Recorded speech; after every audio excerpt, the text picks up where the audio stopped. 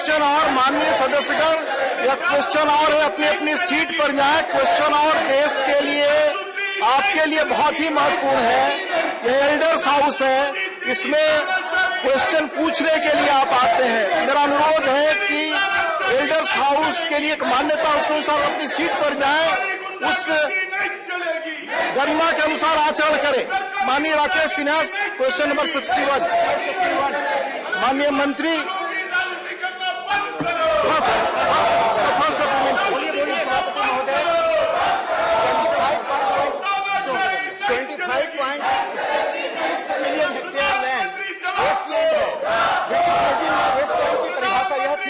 Revenue प्राप्त नहीं होता था।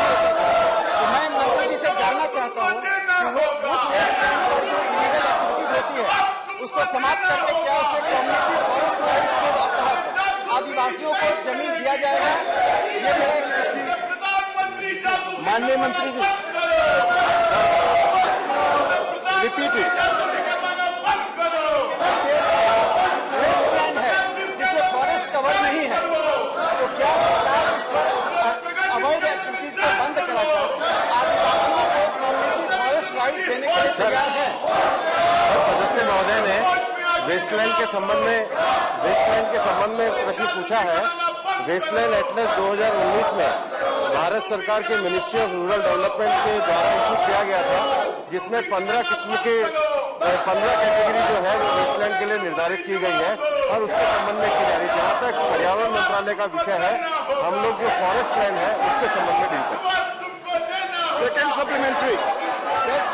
रेवेन्यू डिपार्टमेंट और फॉरेस्ट डिपार्टमेंट के बीच में सेटलमेंट का क्लैश चलता है। रेवेन्यू डिपार्टमेंट और फॉरेस्ट डिपार्टमेंट के बीच में सेटलमेंट का क्लैश चलता है। आदिवासियों के पास 1.2 मिलियन हेक्टेयर लैंड पर इंडिविजुअल का पोजीशन है, कब्जा है। क्या सरकार उनको इंडिविजुअल पोजीशन देने के लिए रेवेन्यू लैंड को फॉरेस्ट डिपार्टमेंट से रेवेन्यू डिपार्टमेंट में ट्रांसफर करेगी? सर, जो लैंड है इंक्लूडिंग फॉरेस्ट लैंड भी है वो राज्य सरकार का विषय होता है, लेकिन इसमें राज्य सरकार का ही राजस्व के रूप में नाम और अधिकार अंकित होता है और उसके जो डिस्प्यूट है वो राज्य सरकार के द्वारा ही तय किए जाते हैं। लेकिन जहाँ पर इस प्रकार के फॉरेस्ट और रेवेन्यू लैंड के बीच में अगर डिस्प्यूट है तो फॉरेस्ट लैंड सेटलमेंट ऑफिसर नियुक्त किए जाते हैं, जो राज्य सरकार के द्वारा ही उसको पूरी तरीके से उसके बारे में निर्धारण किया जाता है। माननीय Amar Patnaik, please.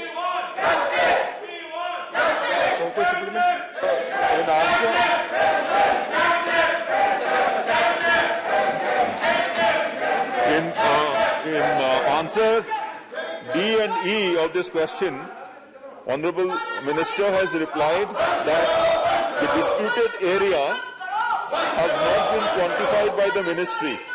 May I make a suggestion?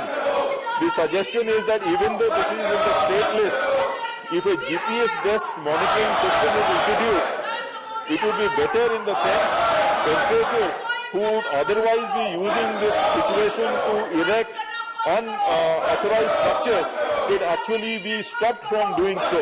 Will the minister kindly consider? ये प्रश्न नहीं है सर, सुझाव है।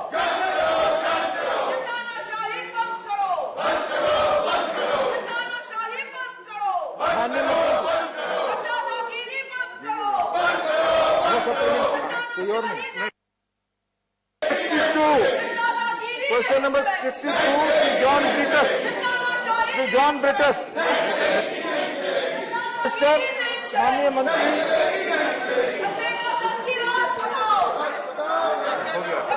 Question number 63, Shri Ripun Bora.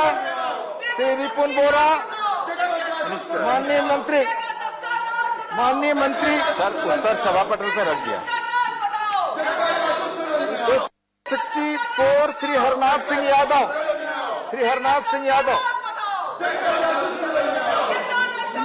माननीय सबसे पहले मैं रक्षा अनुसंधान संगठन के वैज्ञानिकों को मंत्री जैव शौचालय विकसित करने के लिए बधाई देता हूं।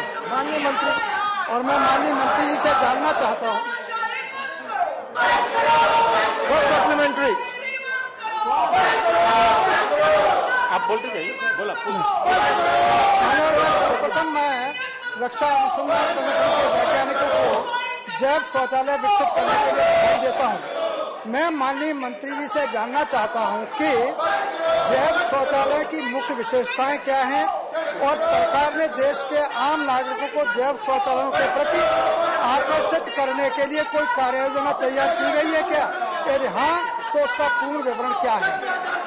जी, यह बहुत ही अच्छे शौचालय हैं, बहुत सारी इनकी विशेषताएं हैं और इसमें अगर मैं आपको बताऊं मान्यवर, बायोडाइजेस्टर टेक्नोलॉजी एक इको फ्रेंडली, कॉस्ट इफेक्टिव, हर वेदर के लिए स्थापित की जा सकने वाली है और ह्यूमन वेस्ट जो है मान्यवर ट्रीटमेंट टेक्नोलॉजी उसके लिए यह बनाई गई है।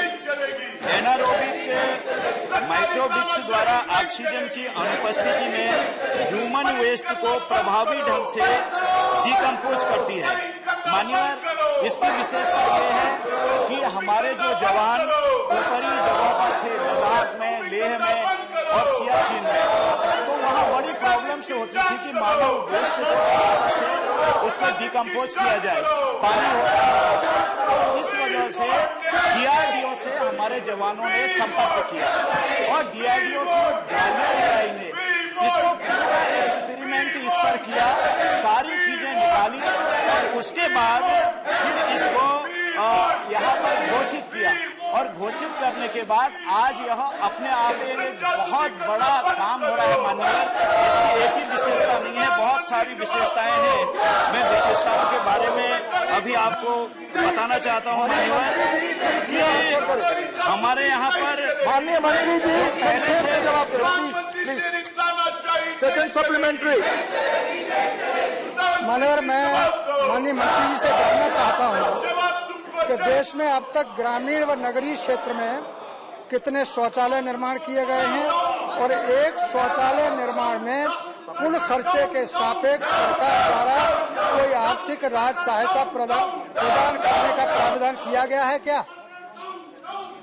इसमें लगभग 8,000 पहले शौचालय निर्माण हुए और 7,000 अभी गोवा में किए हैं और 60,000 का उन्होंने पहले एक ठेका निकाला था और जिसके आधार पर बाकी होने बाकी हैं।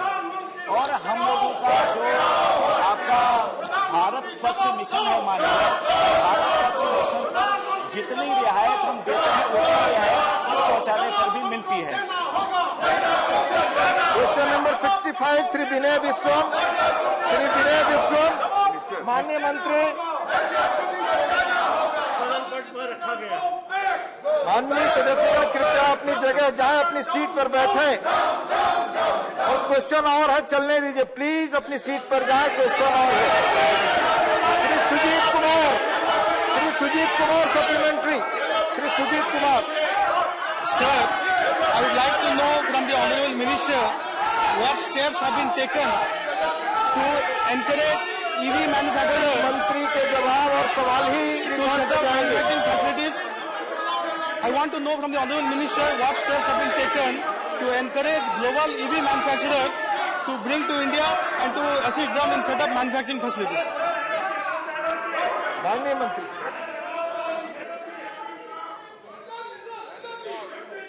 House stands adjourned to meet at 2 p.m.